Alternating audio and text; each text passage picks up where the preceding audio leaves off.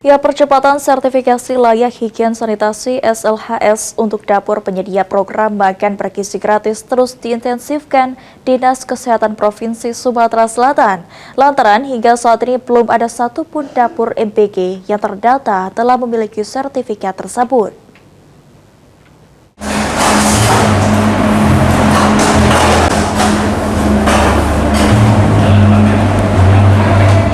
Upaya percepatan sertifikasi dapur makan bergizi gratis kini menjadi perhatian Dinas Kesehatan Provinsi Sumatera Selatan lantaran setiap SPPG diwajibkan memiliki sertifikat layak higien sanitasi atau SLHS sesuai ketentuan Badan Gizi Nasional BGN.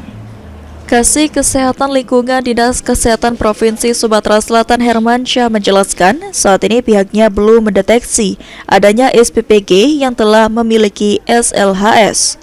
Diketahui BGN memberikan waktu hingga akhir Oktober 2025 untuk menyelesaikan proses sertifikasi. Jika belum terpenuhi, SPPG terancam penutupan sementara oleh BGN.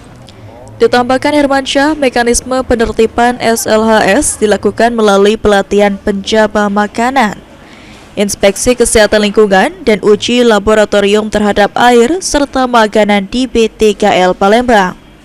Seluruh proses penertiban SLHS di DPM PTSP Palembang tidak dipungut biaya, namun uji laboratorium dikenakan tarif sekitar 1,8 juta rupiah sesuai peraturan daerah. Kalau SPPG sampai saat ini belum ada, tapi kalau untuk progresnya sudah hampir banyak sudah, Kota Palembang banyak, OKI, dan juga daerah-daerah sekitarnya, Banyuasin juga sudah. Tapi kalau penerbitan belum ada. Oke. Kendala apa Pak yang paling sering ditemui SPPG dalam mengurus sertifikat SLHS? Saya belum bisa mengatakan kendalanya apa karena dari SPPG sendiri belum pernah mengajukan itu. Tapi biasanya kalau proses itu tidak terlalu sulit asal persyaratan dilengkapi.